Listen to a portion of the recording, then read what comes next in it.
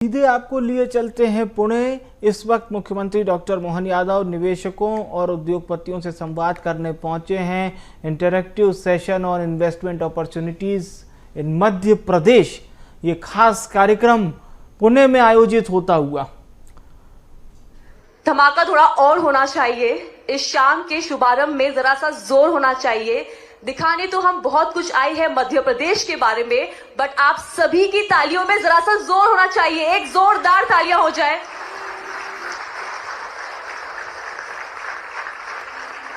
Lamp lightning के साथ एक शुभ आरंभ, दीप प्रज्वलन हमारी संस्कृति का बहुत ही सुंदर हिस्सा है। नमन करते हैं परमेश्वर को, उन्हें याद करते हुए शुरुआत करते हैं शाम के प्रोग्राम की।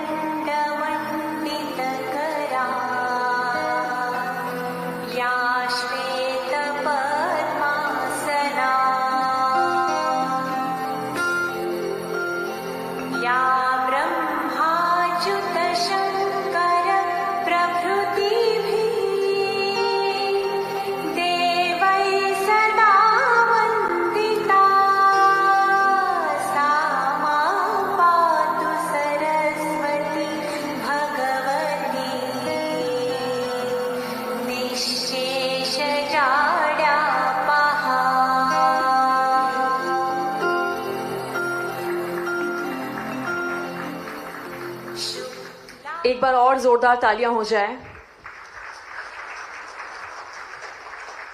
इस शाम को आगे बढ़ाते हुए मैं आप सभी को धन्यवाद करना चाहती हूं कि आप सभी ने अपना कीमती वक्त निकाला और इस इवेंट को पॉसिबल किया। उसी के साथ साथ शाम की शुभारंभ हम फेलिसिटेशन प्रोग्राम के साथ करते हैं। मैं निवेदन करती हूं mister Raghavendra Kumar Singh, IAS, principal secretary, department of industrial policy and investment, promotion of MSME, government of Madhya Pradesh, please stage पर आए और हमारे honourable CM government of Madhya Pradesh का स्वागत करें फूलों के साथ।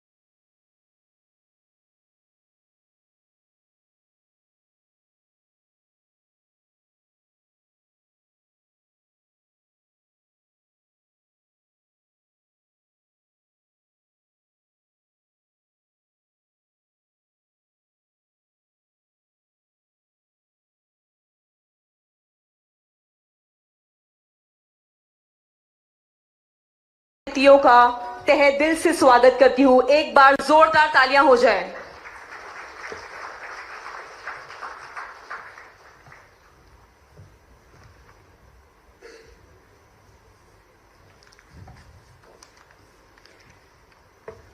Now I would like to welcome Mr. Rajnikant Behra, Vice Chairman, CII Pune Zonal Council and Executive Director, RSV Transmission Limited, to come on the stage for extending a warm welcome to all of us. Sir, please be on the stage.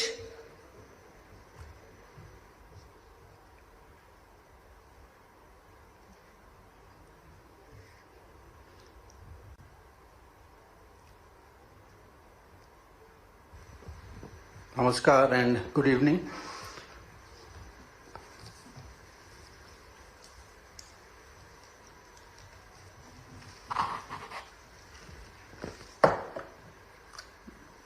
Dr.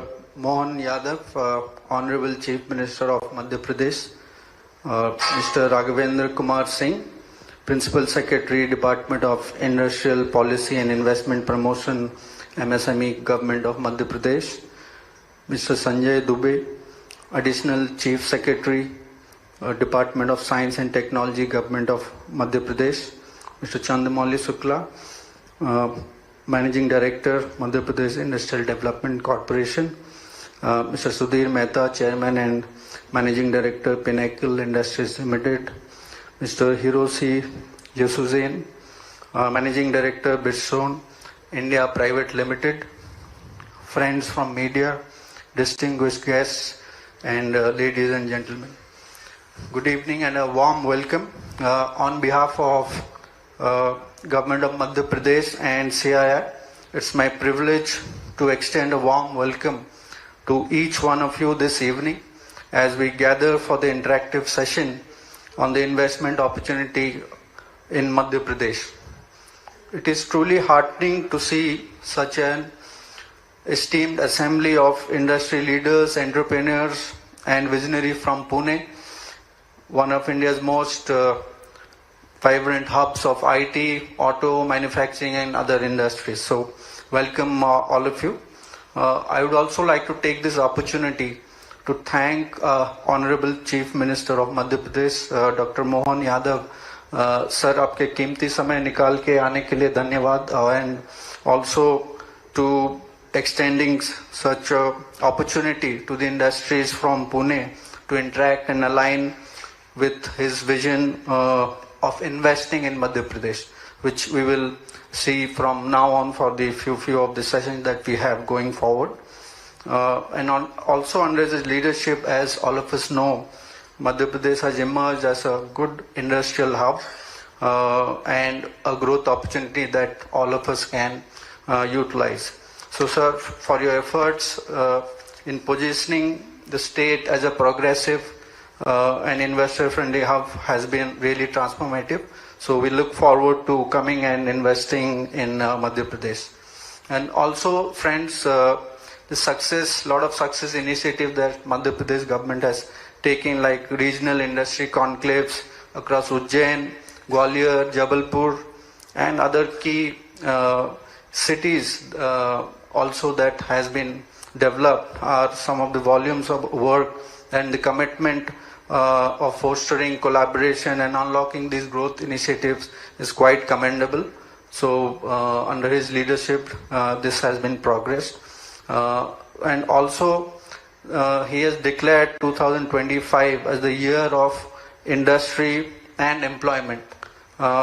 It is a reflection of the kind of commitment and dedication for creating an ecosystem in Madhya Pradesh about the investment prioritization, and not only for the industry but for the employment and the entire community development. So that is a big initiative that we know has been going on around entire India to attract investment in Madhya Pradesh, and Pune and industries from Pune definitely look forward to participating in that. So I think today's session also will be a step forward for strengthening these bonds between the industries of Pune and also the opportunities that awaits in Madhya Pradesh. So it is a platform where we can definitely exchange a lot of ideas, forge partnerships, and also collectively then contribute to different industries here in the industrial economic zones and definitely for the advancement of a nation. So also all of us know, I mean, in Madhya Pradesh there is a global investor summit. So sir, in वो summit में हम CII के तरफ से जितने भी उद्योगपति हैं यहाँ पे हम definitely आपके पास जितने मात्रा में आ सके हम definitely आएंगे CII के तरफ से, मेरा आपको आश्वासन है. So वो हम करेंगे, and so we're not taking a lot of time between you and our distinguished guests. I again once again welcome all of you to what has been a promising and insightful, impactful session for which we look forward. So definitely all of you welcome once again, and we look forward to the session as we go forward. Thank you so much. Thank you, Mr. Rajnikant, sir. Now I'm privileged to welcome Mr. Raghvendra Kumar Singh, IAS. Please come on the stage. Our Principal Secretary, Department of Industrial Policy and Investment, Promotion and MSME, Government of Madhya Pradesh. Please come on the stage with a big round of applause. Hiroshi ji, Yoshizane MD, Bridgestone, आपका भी अभिनंदन, स्वागत है। Invest MP के इस कार्यक्रम में प्रारंभिक बैट्समैन रजनीकांत जी, आपका भी अभिनंदन है। हमारे ACS संजय दुबे जी, राघवेंद्र जी, PS इंडस्ट्री डिपार्टमेंट चंद्रमौली जी, इस सभागार में मौजूद आप सबको प्रणाम करता हूं, आपको बधाई देता हूं। हम सबके माध्यम से मध्य प्रदेश की ओर से आपका अभिनंदन, हमारी हौसला अफजाई के लिए। खास करके इस संदर्भ में भी जब हम इन्वेस्टमेंट की बात करते हैं, रोजगार को लेकर के बात करते हैं, और मध्य प्रदेश के लिए इसमें पूना से अगर बात कर रहा हूं तो हम अतीत के उस काल तरफ जाते हैं जहां छत्रपति शिवाजी महाराज याद आते हैं। हमारे लिए सौभाग्य की बात, मध्य प्रदेश और महाराष्ट्र कई कारणों से हमारे दिल के रिश्ते आपसे ज्यादा है, मुझे इस बात का ध्यान में आता है। किसी और राज्य से ज्यादा बढ़कर हमारा किसी राष्ट्र से संबंध है तो महाराष्ट्र से संबंध है, मुझे इस बात का भी आनंद है। और महाराष्ट्र का मौसम, महाराष्ट्र में खास करके पुणे का मौसम मध्य प्रदेश से बहुत मिलता जुलता है। मध्य प्रदेश से हमारे लिए, मुझे बताया गया अभी मेहता जी ने, 150 वीडियो कोच से लेकर के कोई फ्लाइट ऐसी यहां से पुणे से निकलती है जो मध्य प्रदेश में इंदौर या भोपाल आए, किसी में भी जगह मिलना सरल बात नहीं। ये आपका प्रेम बताता, हमारे आपके संबंध बताते हैं कि इतना जबरदस्त लगाव आप सबसे है। शादी ब्याह से लेकर के हर एक स्थान पर हमारे आपके प्रेम के संबंध के कई परिलक्षित होने वाले संबंध, जिससे हम अतीत के उस गौरवशाली पेशवा महाराज, सिंधिया महाराज, होलकर, और मुझे तो इस बात का और आनंद है, ये जाने अनजाने लोग समझे नहीं समझे, लेकिन ये मुझे इस बात का आनंद है महाराष्ट्र की धरती पर कि राष्ट्रवाद की प्रेरणा में 300 साल पहले आज बाबा महाकाल भी मुस्कुरा रहे हैं, तो उसमें बड़ा योगदान महाराष्ट्र का है। हमें इस बात का आनंद है।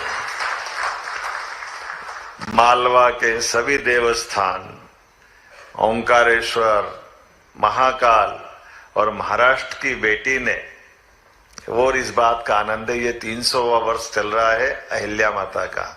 अहिल्या माता का भी जिला यही है, मैं इस माध्यम से भी बधाई देना चाहूंगा। उनकी 300वीं जयंती पे आज हम मध्य प्रदेश से महाराष्ट्र का एक और संबंध पुनः जीवंत कर रहे हैं। और अहिल्या माता ने भी अपने जीवन काल में यहाँ की बेटी हमारी बहू बनकर जब मध्य प्रदेश की धरती पे आती है, तो उस काल में भी यहाँ के निवेशकों की तरह जो भाव उनका है, उन्होंने अपने शासन काल में विविध पक्षों के बीच में, एक तो बेटी शासन कितनी सुदृढ़ तरीके से चलाती है, उनका उस समय का काल का छोटा सा उनका साम्राज्य, लेकिन 5 जिलों का स्टेट पूरे देश के लिए आदर्श बना है, अपने सुशासन के लिए भी, सामान्य लोगों के जीवन में आजीविका के लिए, प्रबंधन के लिए। बहुत सारे उदाहरण अहिल्या माता के भरे पड़े।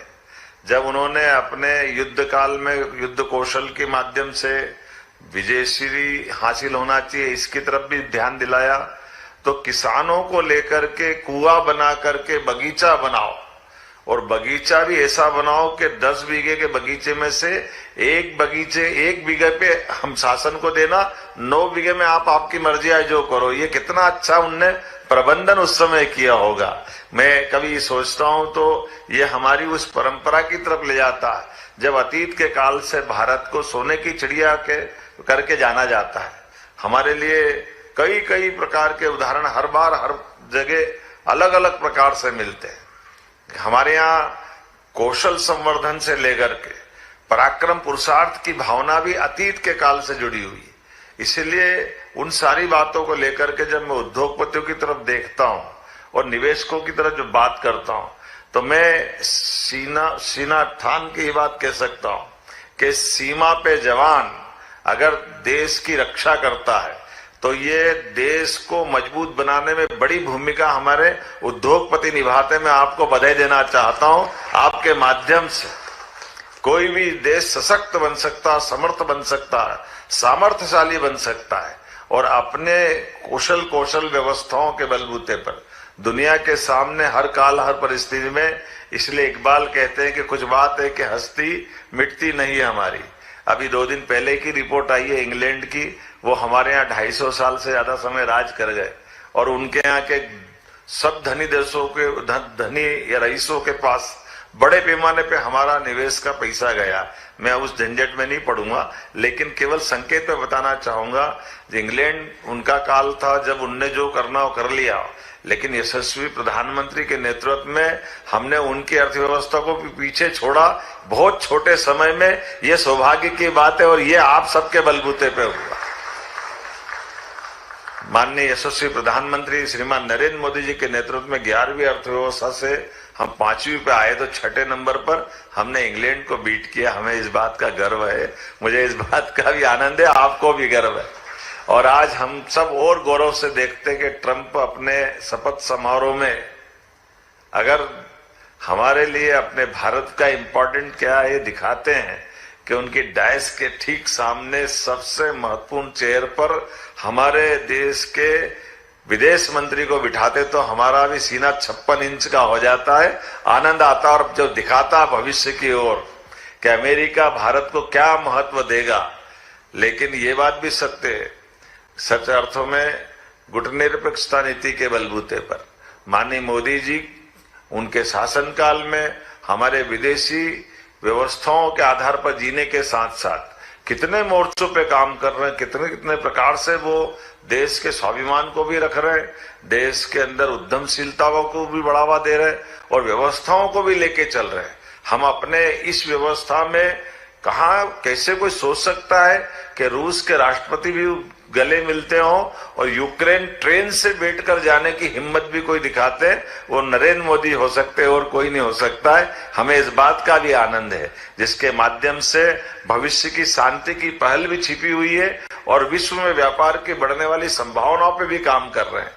अपने लिए और आनंद तब आता है जब यहाँ निवेशकों की बात कर रहे हैं और मैं जब आपको निमंत्रण देने आया हूँ, हमने अपने राज्य के अंदर छोटे छोटे स्थान पर आमतौर पर इन्वेस्टर समिट जब भी होती थी तो हमें इंदौर में बार बार अच्छा मौका मिलता था और आप सबके माध्यम से बदलते दौर में मध्य प्रदेश बहुत अलग प्रकार की स्थिति में पहुंच गया है।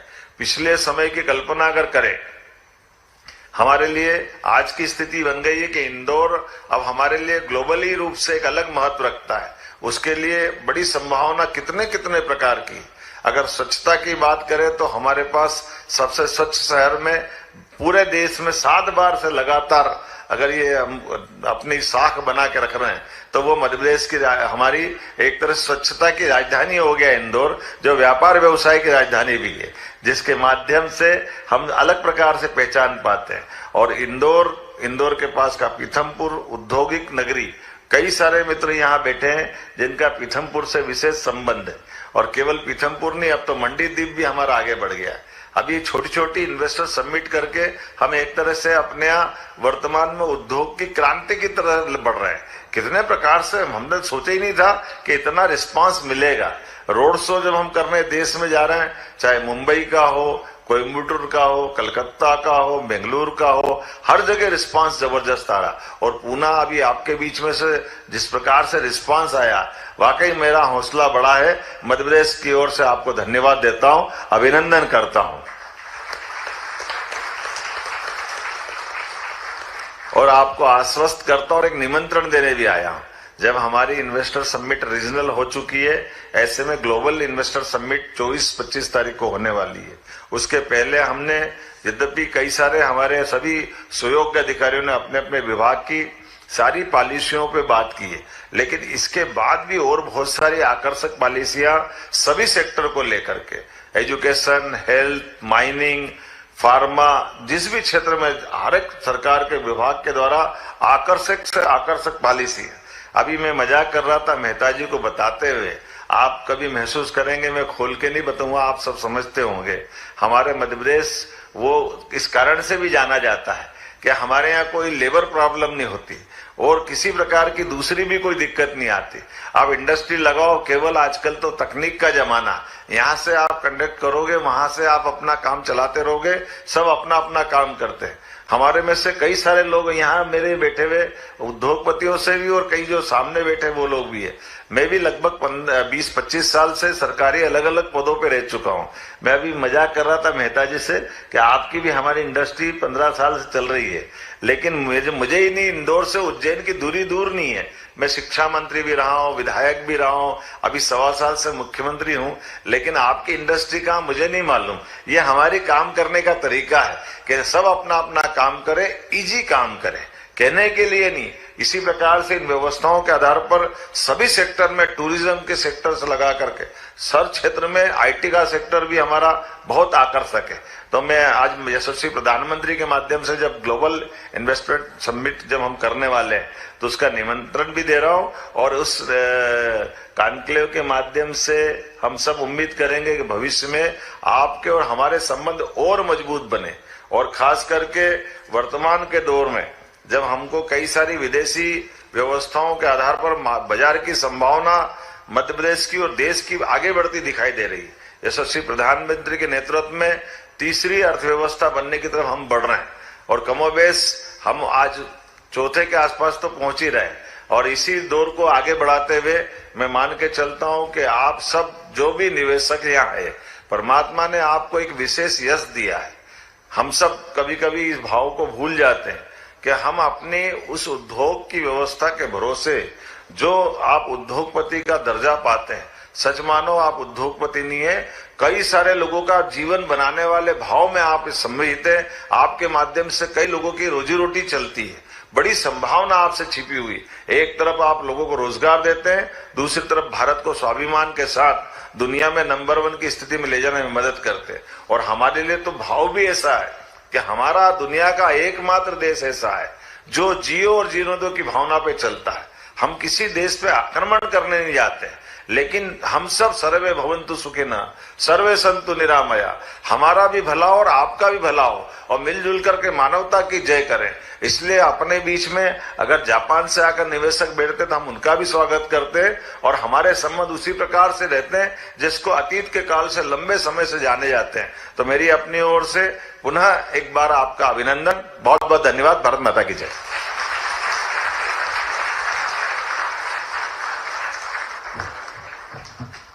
एक बार पुनः जोरदार तालियों से अभिनंदन। सर, ये हमारा सौभाग्य है कि आप यहाँ पर आए, आपका कीमती समय निकाले और आने वाले इन्वेस्टमेंट अपॉर्चुनिटी मध्य प्रदेश के बारे में दर्शाया। इसी के साथ साथ finally to conclude the event we will have mister Sudhir Mehta to deliver the vote of thanks. Please be on the stage. अलग अलग प्रकार के कार्यक्रमों में मिला हूँ और खास करके ऑटोमोबाइल, आईटी, पर्यटन, निर्माण, डेयरी एवं खाद्य प्रसंस्करण, इंजीनियरिंग, लॉजिस्टिक, उद्योग सेक्टर और अलग अलग प्रकार के सभी निवेशकों के साथ कुछ ऐसे मित्रगण भी है जो यहाँ के अलावा विदेश से आकर के भी अपना निवेश करते हैं। सबके साथ अलग अलग प्रकार के अपने अनुभव भी साझा किए और कई लोगों से एमओयू भी हुए। जापान के Hiroshi Yoshizane MD Bridgestone India private limited, doctor Sudhir Mehta Pinnacle industry private limited के चेयरमैन मैनेजिंग डायरेक्टर हैं। इन्होंने उनके साथ में मंच भी साझा किया है और उनके हमारे मध्य से संबंध जो जुड़े हैं उसमें उनके अच्छे अनुभव भी उन्होंने सबके बीच बताए। पुणे में 2 घंटे से ज़्यादा समय तो 1-to-1 में लगा है। बड़े पैमाने पे ऑटोमोबाइल, आईटी, फूड प्रोसेसिंग, नवकरणीय ऊर्जा, गेमिंग, खास करके जो वर्तमान का नवीन उभरते हुए सेक्टर गेमिंग, एवीजीसी क्षेत्र की महत्वपूर्ण अलग अलग कंपनियों से भी मुलाकात हुई है और कई लोगों ने अच्छे सुझाव भी दिए और भविष्य की संभावना का प्रदेश अगर बताया तो मध्य प्रदेश है।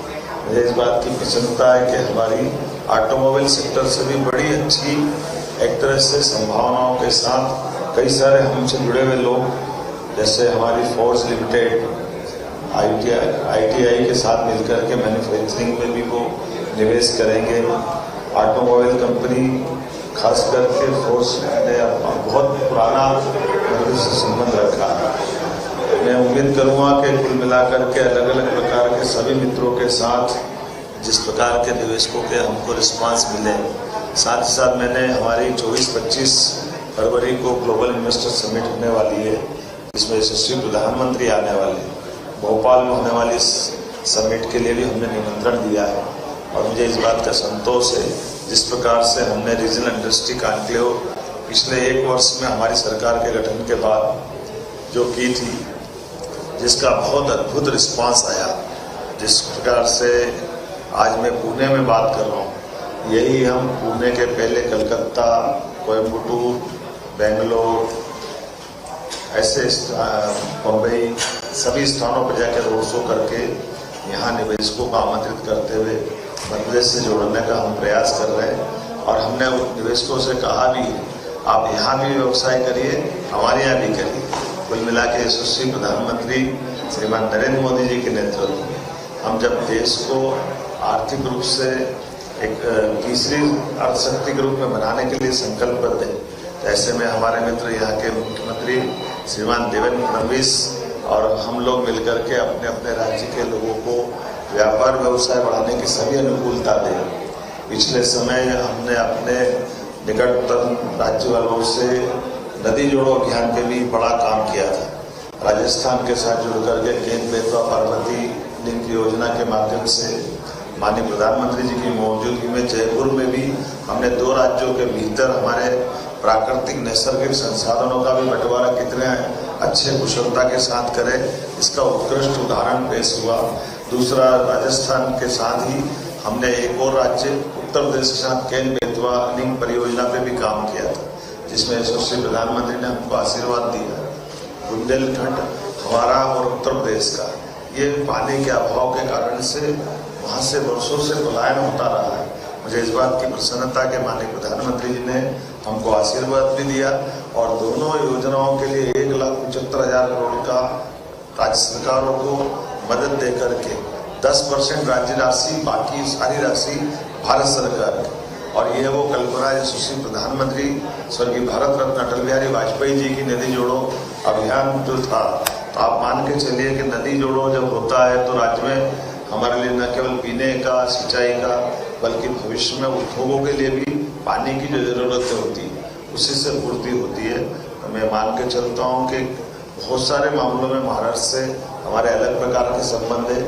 भौगोलिक रूप से भी हम महाराष्ट्र से नजदीक से जुड़े हैं, तो आज पूना करके तो ऐसा लगा जैसे अपने परिवार में आए। पूना की आबो हवा मालवा से मिलती जुलती है। पूना की कोई भी सड़क कनेक्टिविटी हो, एयर कनेक्टिविटी हो, ट्रेन हो, जब भी आती भर के आती, जरा भी बीच में गुंजाइश नहीं रहती। हम उम्मीद कर रहे हैं, एविएशन मिनिस्टर से भी हमने कहा था कि हमारी 2 फ्लाइट इंदौर की है, दोनों फुल आती और एक तो दूध वाले की फ्लाइट मान के चलते रात को 3 बजे आती, पर 3 बजे फुल आती। तो यहाँ से और बढ़ना चाहिए। 150 से ज्यादा हमारे वीडियो कोच से लगातार मध्य प्रदेश और पूना का संबंध बनता है। उम्मीद करेंगे ये और प्रगाढ़ हो और सब प्रकार की व्यापार व्यवसाय में एक दूसरे को मदद करें। और अभी तो खास करके आज का ये और महत्व का दिन है जब हम अपने महारानी अहिल्याबाई का 300वां जन्म वर्ष मना रहे हैं।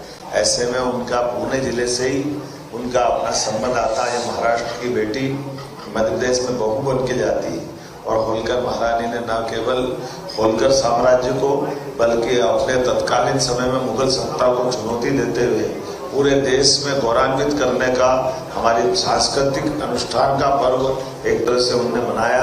आज बाबा विश्वनाथ का धाम भी जगमगा रहा है। तो अहिल्याबाई के बनाए हुए देवस्थान पर ही हम पूजा करते हैं। विश्वनाथ बाबा अहिल्या माता का बनाया हुआ मंदिर है।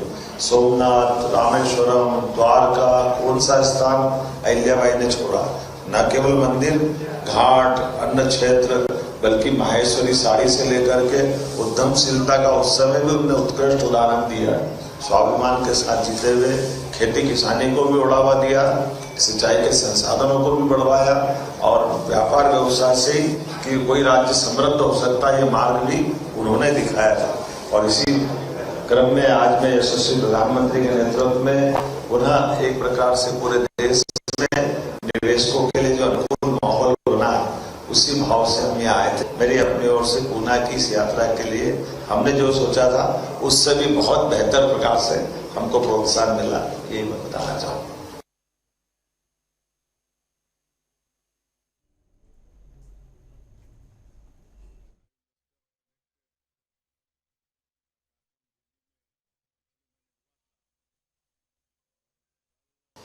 मैंने कहा ना कि हमारे जितने दौरे उसमें सबसे बढ़िया अगर इन्वेस्टमेंट आ रहा तो पूना से आ रहा है, क्योंकि हमारे लिए पूना का एक तरह से जो संबंध आया ये हमारे मालवा का मैं मान के चलता हूँ कि पूना से पेशवा महाराज छत्रपति जी के समय से कई हमारे पूरे मोहल्ले के मोहल्ले महाराष्ट्र समाज से, एक तो इंदौर, उज्जैन, ऐसा लगता है कि महाराष्ट्र के ही वो हिस्से हैं और ऐसे ये भी पूरे राज्य में बहुत स्थान ऐसे हैं। ग्वालियर हमारे लिए सिंधिया महाराज का यहीं से जड़ों से जुड़ा हुआ एक अपना हिस्सा दिखता है। तो मैं जैसे बता रहा हूँ, खास करके आईटी के सेक्टर में, ऑटोमोबाइल सेक्टर में, डेयरी में, हॉर्टिकल्चर में, एग्रीकल्चर में बड़े पैमाने पर निवेशकों ने आज हमको रुझान भी दिखाया है। और ये सब अनाउंसमेंट हम चूंकि ग्लोबल इन्वेस्टर सबमिट करने वाले हैं वहाँ हम अनाउंसमेंट कर रहे हैं। हजारों करोड़ के प्रस्ताव मुझे मिले। क्या माना जाए कि कितना रोजगार महाराष्ट्र से आप धर्म संकट में डाल रहे हो। महाराष्ट्र से रोजगार ले ही नहीं जा रहे, यहाँ भी करेंगे वहां भी करेंगे।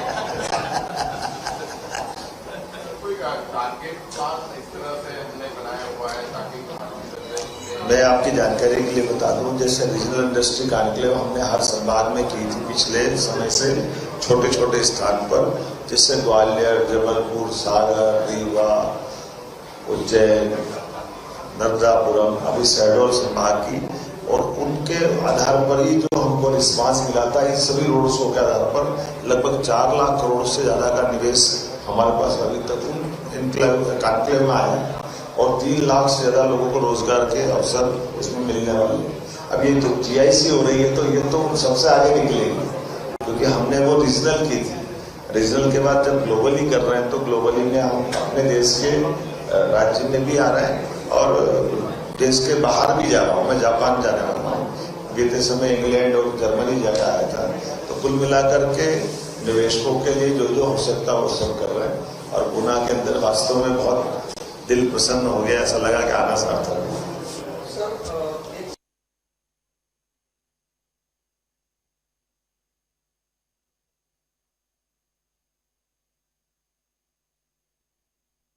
नाम बताओ, चालू है। मैं कह रहा हूँ आपको जेके सीमेंट पर ले लीजिए।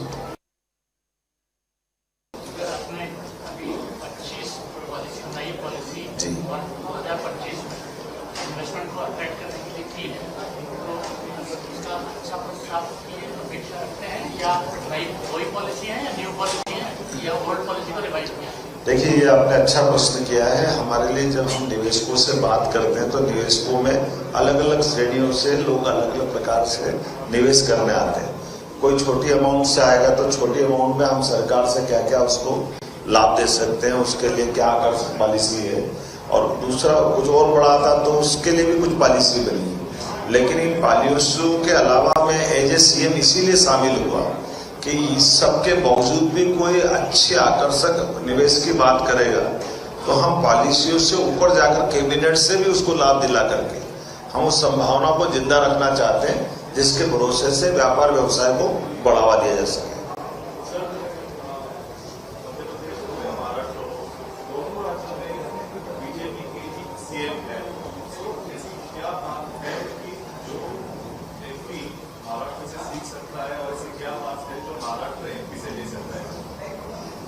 लगातार इन सारी बातों में, जैसे उदाहरण के लिए हमारा एग्रीकल्चर सेक्टर, दूध डेयरी का, आईटी का, बहुत सारी इंडस्ट्रियां कॉमन है और ऐसी कई सारी चीजें, जैसे माइनिंग का सेक्टर हमारा बहुत समृद्ध है तुलनात्मक रूप से महाराष्ट्र के। तो यहाँ के निवेशकों से कहा आप माइनिंग सेक्टर में अपना काम करिए। अपने यहाँ सभी प्रकार के एनर्जी सेक्टर में भी बहुत नवकरणीय ऊर्जा को लेकर के, फिर आप टूरिज्म में भी बहुत संभावना है, हमारी वाइल्ड लाइफ बहुत अच्छी है। ऐसे पर्यटन में भी बहुत प्रकार का पर्यटन है। एजुकेशन से लेकर के तो महाराष्ट्र के बहुत अच्छे संस्थान, MIT ग्रुप पिछले समय हमारे यहाँ उज्जैन में हमने अपनी यूनिवर्सिटी डाली है। ऐसे बहुत सारे सेक्टर में परस्पर हम एक दूसरे को भी काम में दे सकते हैं और वहाँ के भी कई सारे लोग जो स्किल अच्छा सीख करके यहाँ अलग अलग फैक्ट्री में काम करने आते हैं, अपने रोजगार पाते हैं। तो ऐसी आपस में परस्पर सब बातों से जुड़े। मुझे लगता है सारी बातें आगे करीब करीब।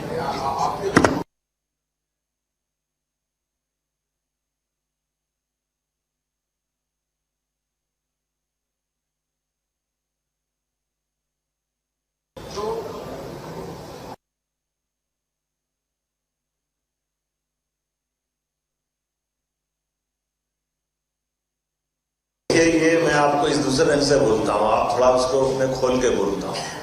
2003-4 के पहले भाजपा की जब सरकार केवल 1-2 साल के लिए बनी, 77 में, दूसरी 90-92 में, लंबे समय तक कांग्रेस की सरकार रही। 1956 में हमारा राज्य बना। 56 से लगा करके 2003-4 तक कुल 20,000 करोड़ का सालाना बजट हमारा रहता था। कुल 5 मेडिकल कॉलेज हमारे मध्य प्रदेश में थे। उसके उल्टा 2004 से लेकर के जब मैंने सरकार में अपना पदभार ग्रहण किया, हमारे पास 30 मेडिकल कॉलेज 20 साल में बने। उसमें 13 प्राइवेट, 17 गवर्नमेंट के। कहाँ 56 से 2003 तक 5 मेडिकल कॉलेज, 20,000 करोड़ का उस समय का बजट था। मैंने जब चार्ज लिया तो 3.25 लाख करोड़ का है और अभी हमने 3.5 लाख करोड़ किया और अब 5 साल में हम इसको 7 लाख करोड़ तक करने वाले हैं। तो ये भाजपा के लोग ही विकास कर सकते हैं, इस बात की ये पुष्टि होती है। मुझे लगता सारी बातें आ गई। तो अब अपन आपने देवा भाव की सरकार बनाई, इसीलिए तो जनता ने कितना आनंद से आशीर्वाद दिया है। माननीय फडणवीस जी के माध्यम से जनता ने विश्वास व्यक्त किया और काम देखा तो बड़ी अच्छी जीत हुई। मेरी अपनी ओर से आपके माध्यम से महाराष्ट्र सरकार को बधाई।